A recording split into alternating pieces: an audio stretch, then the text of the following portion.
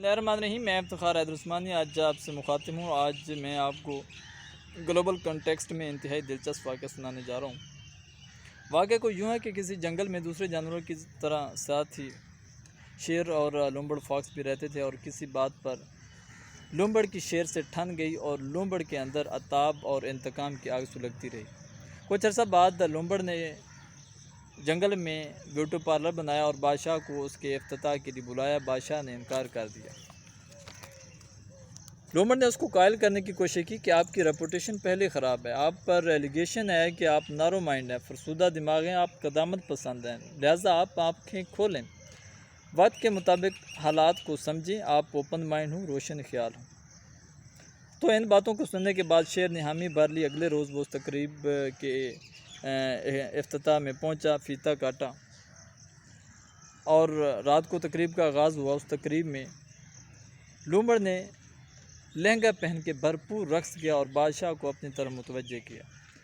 تقریب اختتام پذیر ہوئی۔ اگلے روز لومبڑ دوسرے جانوروں، جنگل کے جانور، ہاتھی، بندر، چیتا، سانپ اور دوسرے لگڑ بگڑ کو اکٹھا کیا اور بادشاہ کے خلاف بغاوت پہ بھرپور ابھارا۔ ان کو کہا کہ یہ بادشاہ پہلے ہمارے خون کا پیاسا تھا اور اب تو ہمارے عزت کا پیاسا ہے، کہ کس طرح اس نے رات بھر مجھے رقص کرنے پہ مجبور کیا۔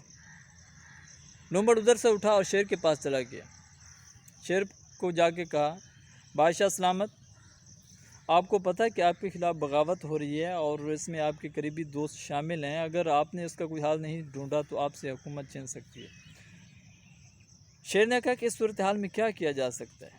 لومبڑ نے کہا کہ آپ ایسا کریں کہ آپ اپنے پنجوں سے ناخن اور اپنے جبڑوں سے دانت نکلوا دیں، سارا مسئلہ حل ہو جائے گا۔ بادشاہ نے ایسے ہی کیا، ناخن اور دانت نکلوا دیے۔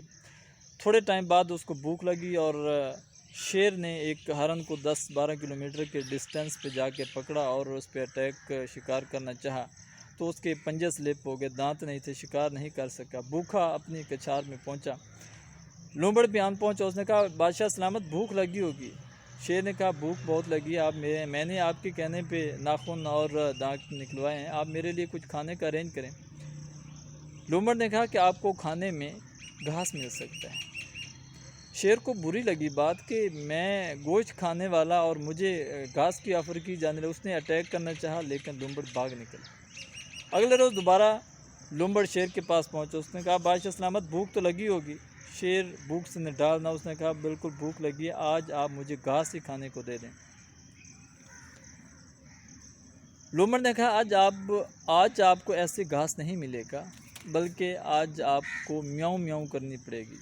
آپ میاؤں میاؤں کریں، یعنی اب آپ شیر نہیں رہے بلکہ اب آپ بلی بن گئے ہیں۔ اس نے میاؤں میاؤں کرنے کے بعد دوبارہ گھاس کی ڈیمانڈ کی تو اس کو یہ کہہ کے ریجیکٹ کر دی گئی اس کی فرمائش کہ اب آپ اچھی طرح پریکٹس کریں، ریاضت کریں، جب آپ ایکسپرٹ ہو جائیں گے میاؤں میاؤں کرنے میں پھر آپ کو گھاس ملے گا۔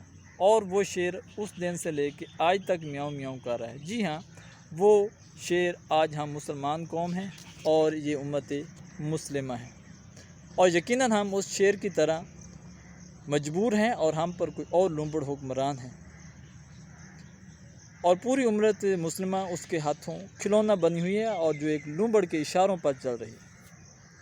اور شاید اسی لومبڑ کے اشاروں پر ہمارے ملک کے حکومتی ذمہ داروں سے یہ باتیں سنی جانے لگتی ہیں کہ آپ فرسودہ دماغ ہیں، آپ نارو مائنڈ ہیں، آپ قدامت پسند ہیں، آپ آنکھیں کھولیں، آپ اوپن مائنڈ ہوں، روشن خیال ہوں، جدید حالات کے مطابق وقت پر چلنا اور سمجھنا سیکھیں، اور آپ تو 1400 سال پہلے کی ذہنیت کی مالک ہیں۔